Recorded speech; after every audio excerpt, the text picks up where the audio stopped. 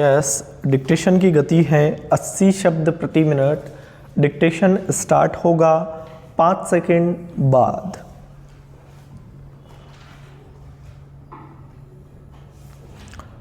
Start.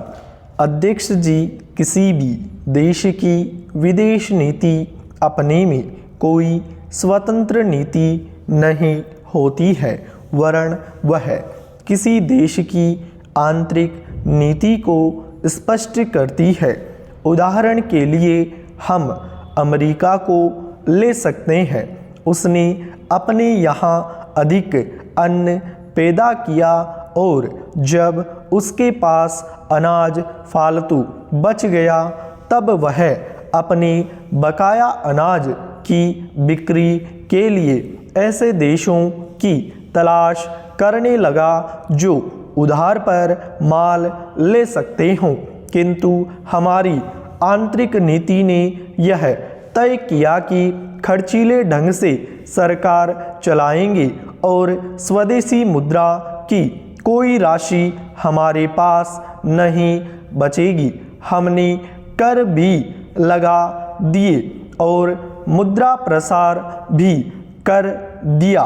कुछ संकट पड़ने के बाद इस बात की आवश्यकता को नहीं समझा कि उस पैसे का कहीं अन्यत्र उपयोग कर सके।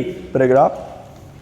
श्रीमान, मुझे माननीय प्रधानमंत्री जी के इस कथन पर दुख होता है कि दुनिया के अमीर और गरीब देशों का अंतर लगातार बढ़ता जा रहा है। मैं उनसे यह पूछना चाहती हूँ कि भारत की विदेश नीति ने उस अंतर को घटाने की क्या कोशिश की है? क्या भारत सरकार ने कभी दुनिया की पंचायत में यह कहने की हिम्मत की है कि बालिंग मताधिकार के आधार पर युवाओं का चुनाव होकर एक संसद बनाई जाए? और क्या आप में यह देखने की हिम्मत है कि फौज के हिसाब से कर लगाकर एक विकास का खाता खोल दिया जाए?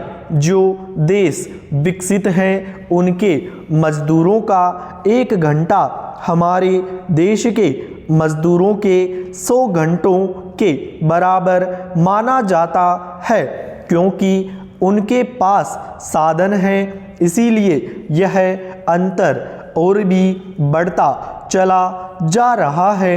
किसी देश के अंदर आंतरिक नीति में अमीरी और गरीबी का अंतर बढ़ता चला जा रहा हो और वह दुनिया के देशों में विद्यमान अमीरी और गरीबी के इस अभिशाप को समाप्त करेगा, यह समझ में आने वाली बात नहीं है। पैराग्राफ।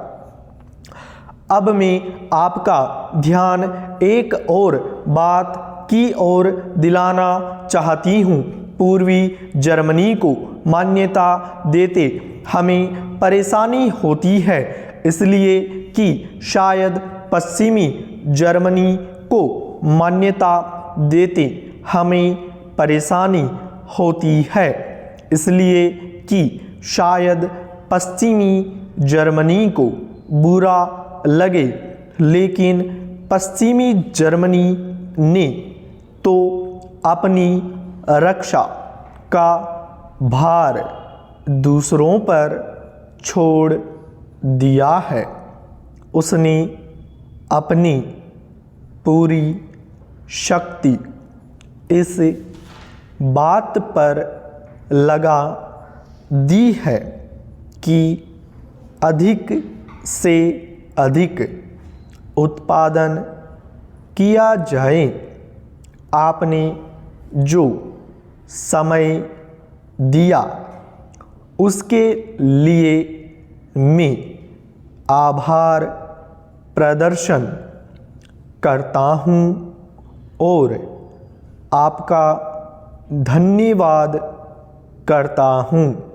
स्टॉप। पूर्ण स्टॉप।